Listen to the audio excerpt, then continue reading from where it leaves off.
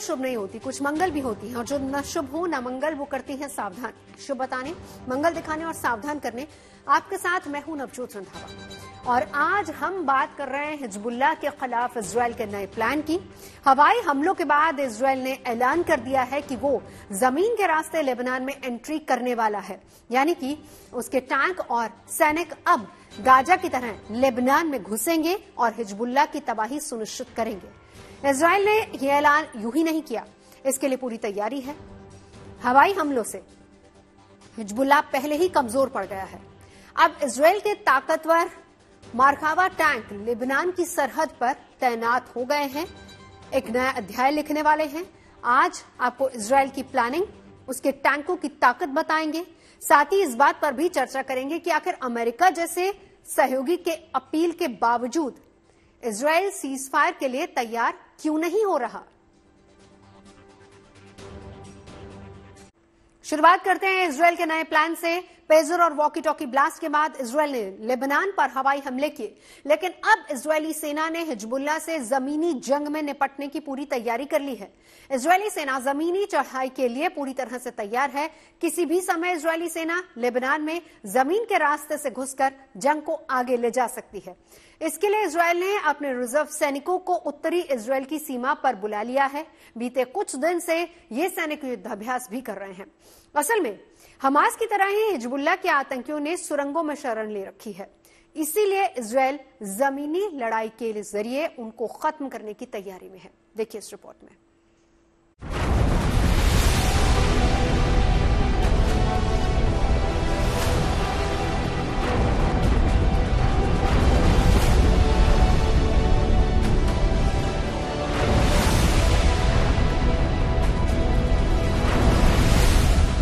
थर्रा गया है लेबनान।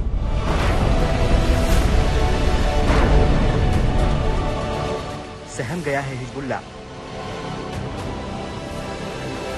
8 दिनों में ही इजराइल ने हिजबुल्लाह के ठिकानों को धुआं धुआं कर दिया।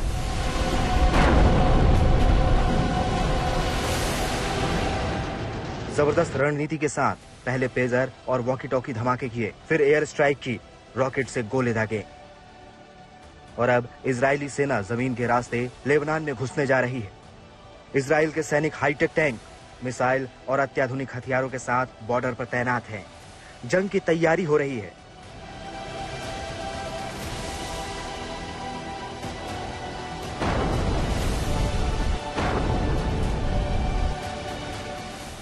इजराइल ने अपने सबसे खतरनाक टैंक मार्कवा के साथ लेबनान में एंट्री करके हिजबुल्लाह को तबाह करने का फैसला कर लिया है। तैयारी हो चुकी है, अब बस हमले का काउंटडाउन बाकी है।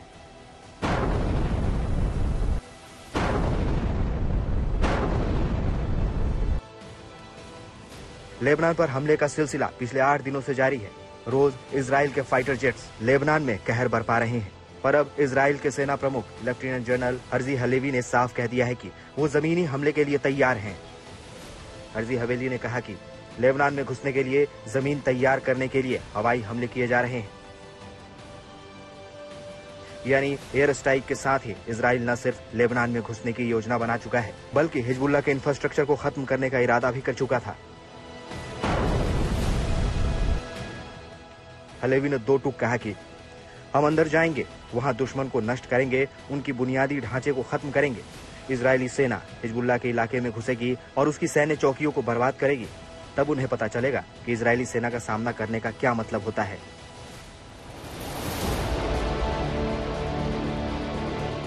इजराइल के इस ऐलान से न सिर्फ मिडिल ईस्ट बल्कि पूरी दुनिया में हड़कंप मचा है, क्योंकि लेबनान में अगर इजरायली सेना घुसती है तो गाजा की तरह एक और युद्ध की शुरुआत होगी। मगर ये सवाल है कि इजराइल ये रिस्क क्यों ले रहा है। इसकी 2 वजहें हैं। पहली ये कि गाजा में 1 साल से जारी जंग अब आखिरी पड़ाव में है। इस दौरान इजरायली सेना ने हमास को पूरी तरह तबाह कर दिया है।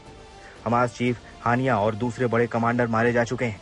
माना जा रहा है कि हमास से निपटने के बाद अब इजराइल ने हिजबुल्लाह का रुख कर लिया है।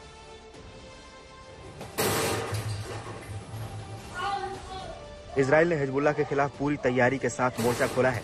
17 सितंबर को लेबनान में पेजर धमाके हुए, हिजबुल्लाह के कई लड़ाके और कमांडर मारे गए। करीब 1500 आतंकी जख्मी हुए जो जंग लड़ने की हालत में नहीं। इसके बाद वॉकी टॉकी धमाके से हिजबुल्लाह दहल गया। इसके 2 दिन बाद यानी 20 सितंबर को इजराइल ने 70 मिसाइल दागी। 21 सितंबर को 400 मिसाइलों के साथ हमला किया। 22 सितंबर को करीब 150 मिसाइलें दागी। लेकिन 23 सितंबर को भीषण हमला बोलते हुए हिजबुल्लाह के 10,000 रॉकेट को तबाह कर दिया। 550 से ज्यादा लोग मारे गए। इसके बाद भी यानी 24 और 25 सितंबर को इजराइल ने हमले जारी रखे।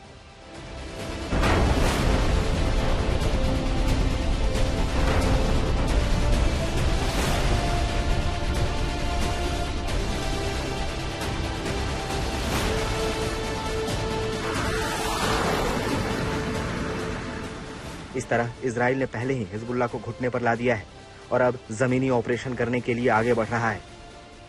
और इसकी सबसे बड़ी वजह है लेबनान के बॉर्डर पर बसे इजरायली लोगों की सुरक्षा। दोनों देशों की सरहद मिलती है। सरहद इस पार इजराइल के कई इलाकों में करीब 60,000 लोग हिजबुल्लाह के हमलों की वजह से शरणार्थी शिविर में रहने के लिए मजबूर हैं और इजराइल इस इलाके को हिजबुल्लाह के हमलों से मुक्त करना चाहता है। लेबनान में पेजर अटैक से एक दिन पहले यानी 16 सितंबर को इजराइल के प्रधानमंत्री ने साफ कहा था कि मैंने ये पहले भी कहा है और अब फिर कह रहा हूं, मैं लेबनान बॉर्डर से बेघर हुए लोगों को वापस लौटा कर रहूंगा।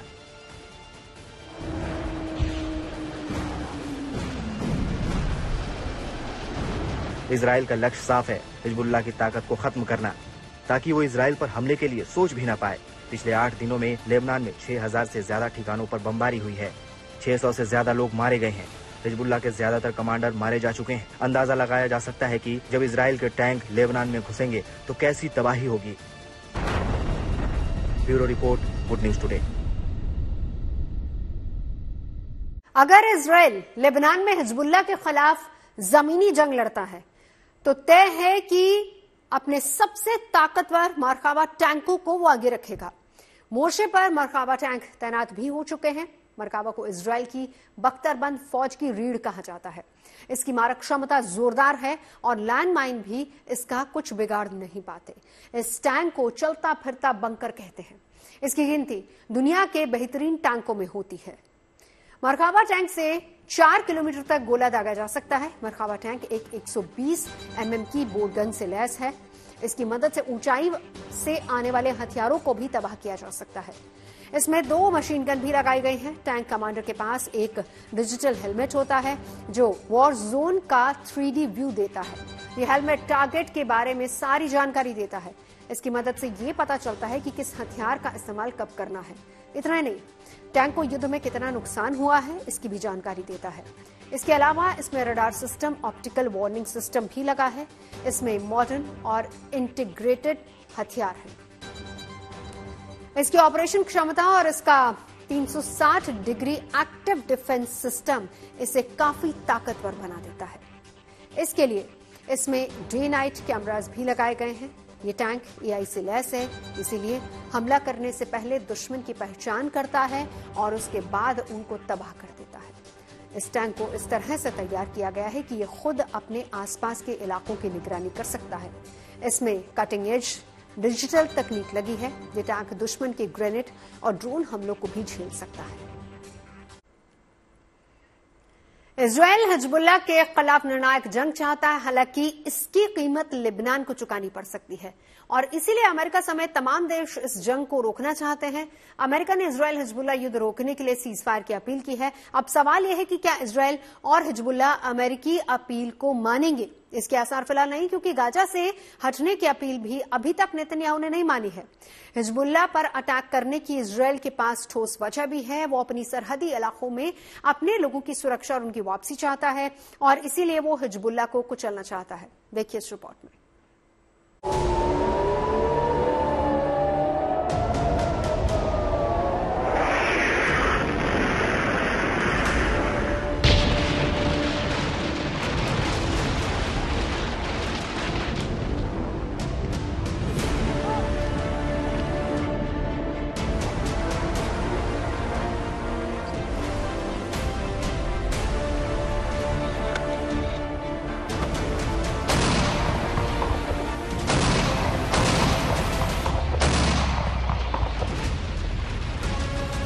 इजराइल ने जो तय कर लिया सो कर लिया।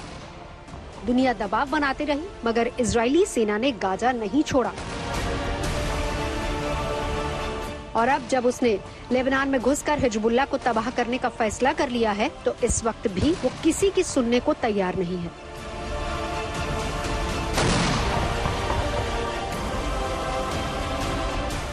इजराइल के विदेश मंत्री कैटज ने साफ कर दिया है कि उत्तर में कोई युद्ध विराम नहीं होगा। हम जीत और उत्तर के निवासियों के सुरक्षित रूप से अपने घर लौटने तक हिजबुल्लाह से पूरी ताकत से लड़ते रहेंगे। इजराइल के विदेश मंत्री के पहले प्रधानमंत्री बेंजामिन नेतन्याहू भी युद्ध विराम की संभावना से इनकार कर चुके हैं। हालांकि अमेरिका और फ्रांस जैसे इजराइल के सहयोगी देश सीज फायर की अपील कर रहे हैं। अमेरिका और फ्रांस ने इजराइल लेबनान जंग को रोकने के लिए बुधवार को 21 दिन के सीज फायर की मांग की है। न्यूयॉर्क में संयुक्त राष्ट्र महासभा में इस जंग को लेकर एक आपातकालीन बैठक हुई। इस दौरान दोनों पक्षों के बीच जंग रोकने को लेकर बातचीत भी हुई। ऑस्ट्रेलिया, कनाडा, सऊदी अरब, यूएई, कतर समेत कई यूरोपीय देशों ने सीज फायर की मांग का समर्थन किया।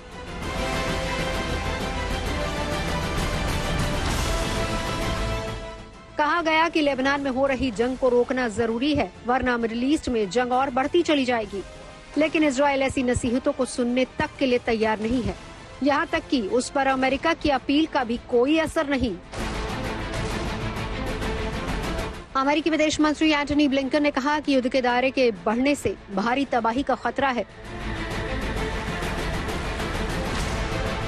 पर अमेरिका दौरे पर गए नेतन्याहू इस खतरे को जरा भी तवज्जो नहीं दे रहे। अमेरिकी राष्ट्रपति कह रहे हैं कि जंग रोकने का वक्त आ गया है। बाइडेन इसके लिए इजराइल और लेबनान दोनों का समर्थन मांग रहे हैं, मगर न तो इजराइल जवाब दे रहा है और न ही लेबनान या फिर हिजबुल्लाह। इसके उलट लेबनान पर इजराइल के हमले गुरुवार को भी जारी रहे। लेबनान के यूनीन इलाके में गुरुवार को हमला हुआ, जिसमें 23 सीरियाई लोगों की मौत हो गई। ये सभी लोग लेबनान में काम करने के लिए गए थे। जाहिर है कि इजरायली सेना हिजबुल्लाह की हमला करने की ताकत को पूरी तरह से खत्म कर देना चाहती है। पलटवार हिजबुल्लाह की ओर से भी हो रहा है। आईडीएफ ने कहा है कि एकड़ में 45 रॉकेट दागे गए, कुछ को रोक लिया गया और बाकी खुले इलाकों में गिरे। सोशल मीडिया पर पोस्ट किए गए वीडियो में कई प्रोजेक्टाइल समुद्र में गिरते हुए भी नजर आए। हिजबुल्लाह इजराइल को उकसा रहा है और इजराइल अपने हमले तेज करता जा रहा है। अब अगर वो जमीन के रास्ते लेबनान में घुसता है तो एक ऐसी जंग की शुरुआत होगी जो पूरे मिडिल ईस्ट में फैल सकती है और हालात विश्व युद्ध जैसे हो सकते हैं। इसीलिए इस जंग का रुकना जरूरी है। Bureau report, good news today.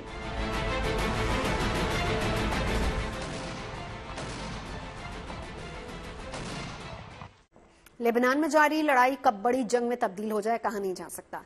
इसलिए भारत सरकार ने भी बुधवार देर रात एडवाइजरी जारी कर दी है। बैरूत स्थित भारतीय दूतावास ने वहां रह रहे भारतीय नागरिकों से तुरंत देश छोड़कर जाने के लिए कहा है। वहीं लोगों को बेहद सतर्क रहने की सलाह भी दी गई है। 2 महीने पहले दूतावास ने लोगों को वहां जाने से भी मना किया था।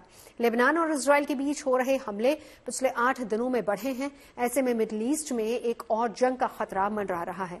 लेकिन अमेरिका समेत कई देश चाहते हैं कि ये जंग फिलहाल थम जाए। सुनिए क्या कहा अमेरिकी विदेश विभाग के प्रवक्ता मार्गरेट मैक्लेओड ने। जो लेबनान से आ रहे हैं वो काफी तफ्तीशनाक है और हम इलाकाई के तमाम देशों को यही संदेश साफ कहना चाहते हैं कि कोई भी फिरकैन को जंग से भरपूर जंग से फायदा नहीं उठाएगा। ये हिंसा नहीं फैलाए जाए और सिफारतकारी से, कूटनीति से यही सूरत हाल हल होना चाहिए। इजराइल और लेबनान वॉर की हर खबर गुड न्यूज टुडे आपको लगातार दे रहा है और जंग के खतरों के बीच हमारी टीम लेबनान और आसपास के देशों में मौजूद है। देखिए दोहा से हमारे संवाददाता अशरफ आनी की रिपोर्ट। मैं इस वक्त दोहा कतर में हूं और पिछले 3 दिन से कोई भी अंतर्राष्ट्रीय उड़ान बीरूत यानी लेबनान की राजधानी नहीं जा पाई है, क्योंकि बैरूत में सभी जो एयरलाइंस हैं, अंतर्राष्ट्रीय एयरलाइंस हैं, उन्होंने बैरूत की उड़ानों को कैंसिल कर दिया है।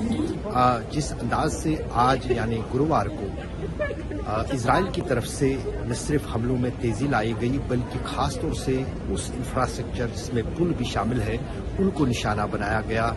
इजराइल ने उस पुल को भी उड़ा दिया है जो लेबनान को सीरिया के साथ मिलाता था ताकि वहां आवाजाही न हो पाए। इजराइल का मानना है कि ये पुल जो है ये कहीं न कहीं इजराइल से ईरानी हथियारों के लिए एक रास्ता था लेबनान और हिजबुल्लाह के लिए लाने के लिए। दूसरी तरफ हिजबुल्लाह ने जो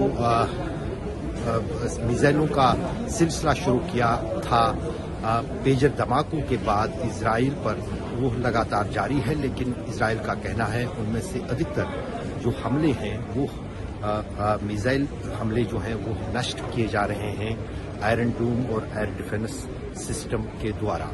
दूसरी तरफ लेबनान, दक्षिणी लेबनान से तो लोग भाग ही रहे थे सीरिया की तरफ और बीरूत की तरफ। अब सीरिया की तरफ जो दक्षिण लेबनान से लोग जाना चाहते थे उनके लिए काफी मुश्किल हो गया है कि वो अब नहीं जा पाएंगे। इस बुलेटिन में फिलहाल इतना ही। देश और दुनिया की तमाम अच्छी खबरों के लिए आप देखते रहिए गुड न्यूज टुडे।